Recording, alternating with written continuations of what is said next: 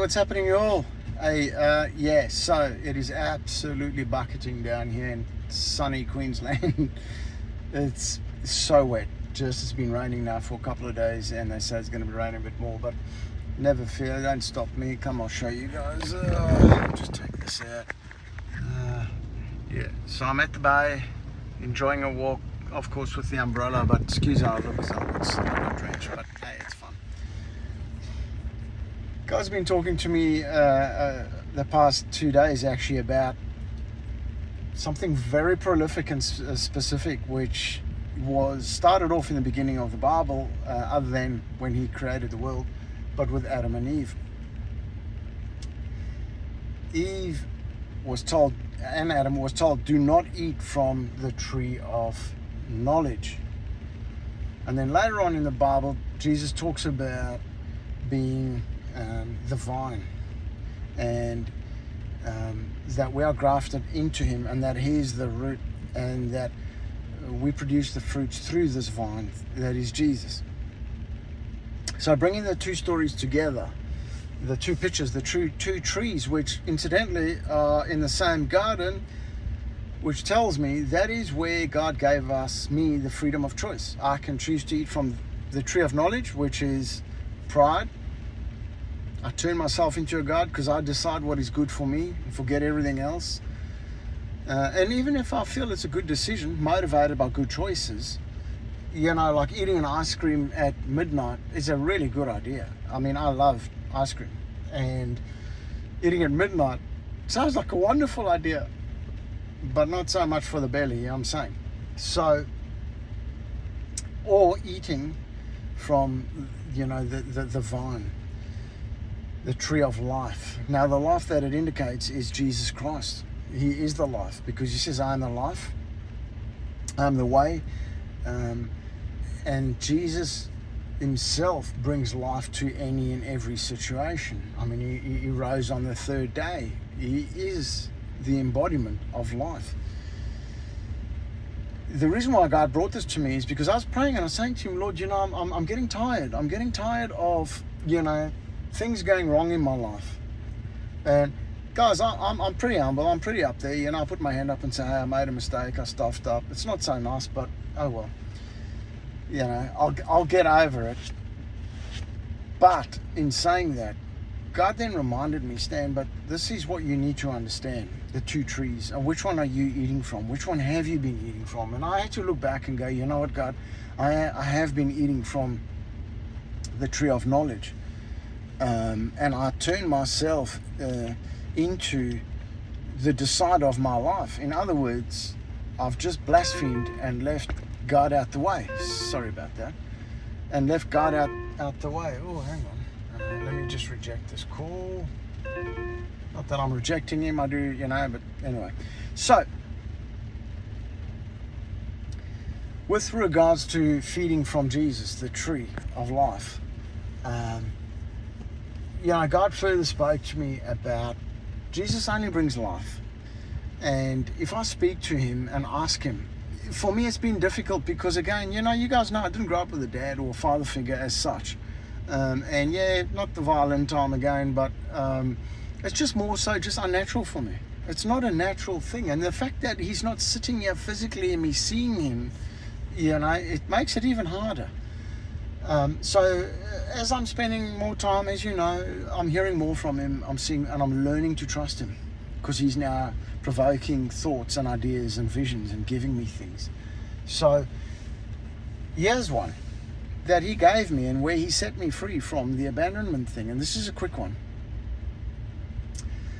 All along I thought it was my dad, my biological father, that never came back because he rejected me after he dropped me off, telling my mum he's going to buy me a little motorbike and see me every other weekend so we could spend time together.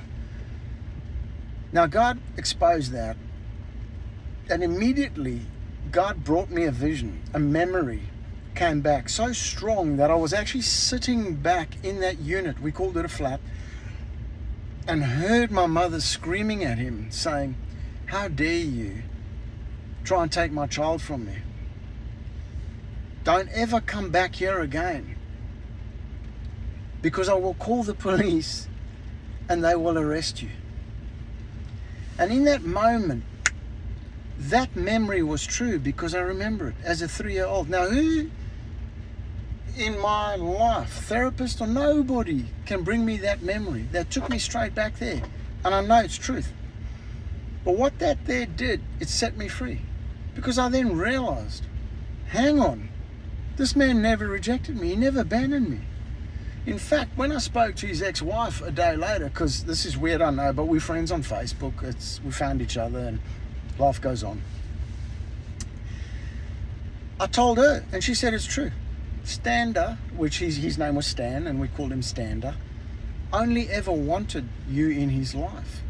That this man would look in on the internet and see my website and see my mechanical workshop and go far out and admire me.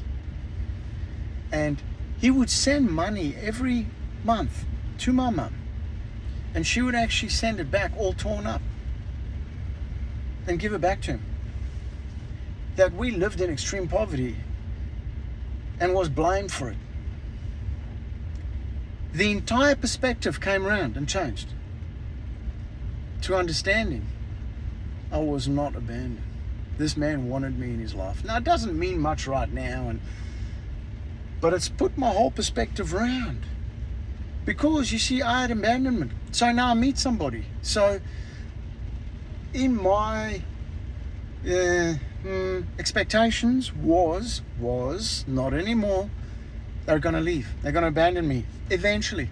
So right now, I got to prove to them and show to them what a wonderful guy I am. And I got to pay for this, and I got to serve that, and I got to tell them all this, and I got to promise all that, and I got to...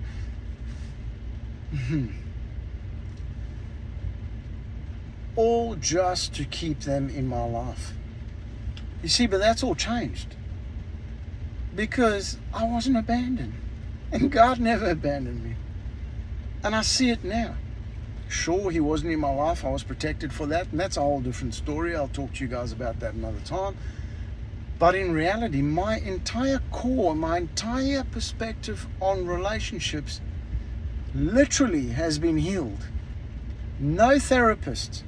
As surely as I tell you, I used to know God was alive. I have encountered God.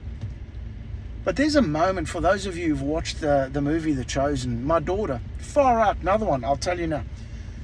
But there's a scene in The Chosen, and this guy's sitting under the fig tree, and he's crying out to God. He's saying, God, where are you? I need you. I need you. And he ends up being a disciple, but Jesus walks up to him and says, I know you. I've seen you. I've seen you under that fig tree. And the guy looks at him like, how did you know? And Jesus says to him, I never left you. Or in that, it said to him, I was with you. I had that moment with God where God literally showed me this memory, and it's a true memory. It wasn't a vision. It wasn't something that wasn't. It took me back to when I was 3, and I heard the words that my mother spoke. I heard the tone of the voice, and I heard them go, and I knew then. But over time, I was told different things. Over time, I was led to believe different things, and I believed a lie.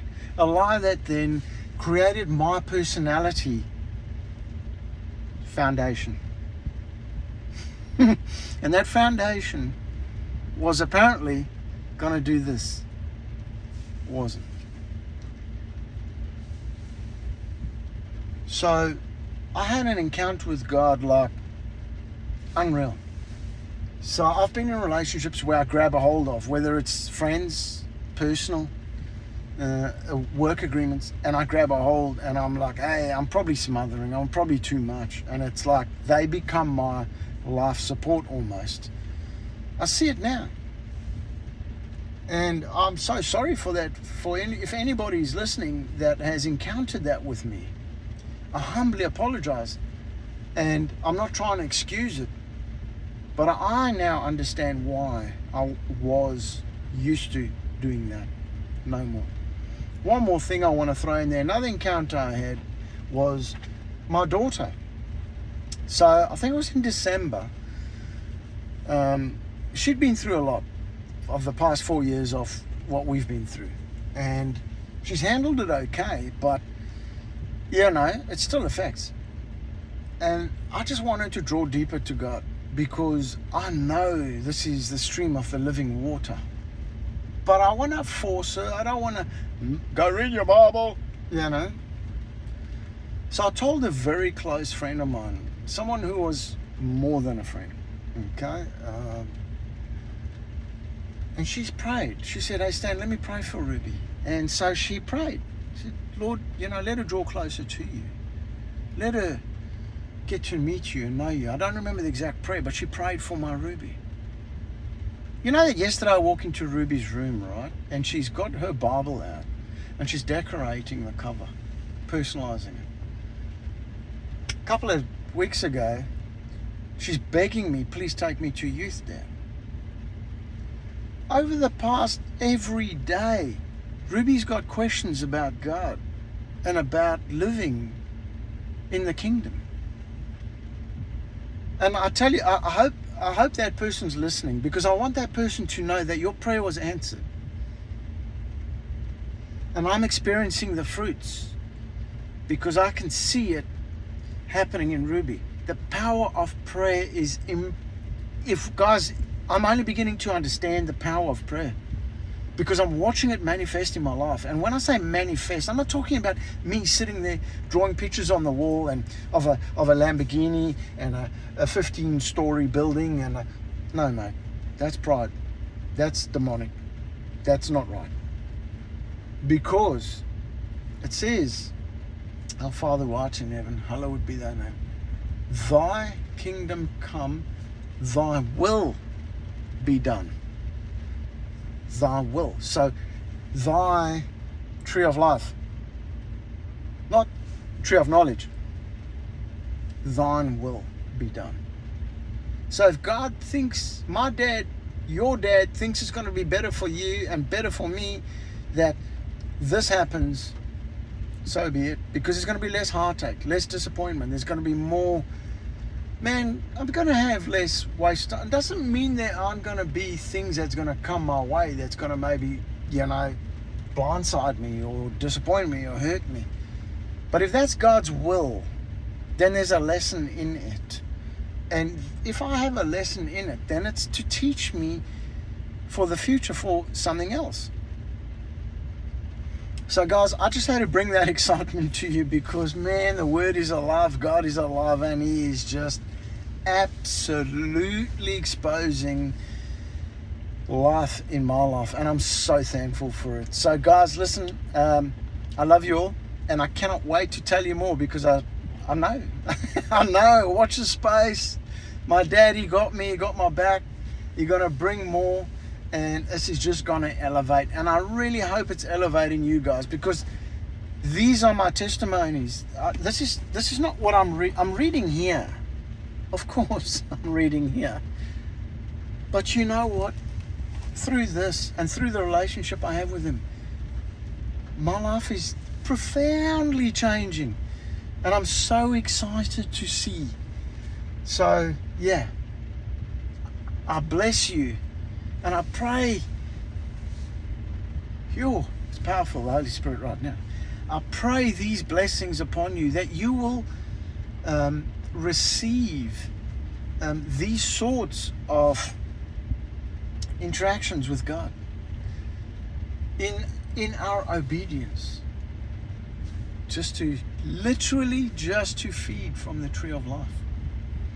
Love you guys. Catch you later. For those Queenslanders, try not to drown. It's pretty hectic, but anyways, catch you later. Bye.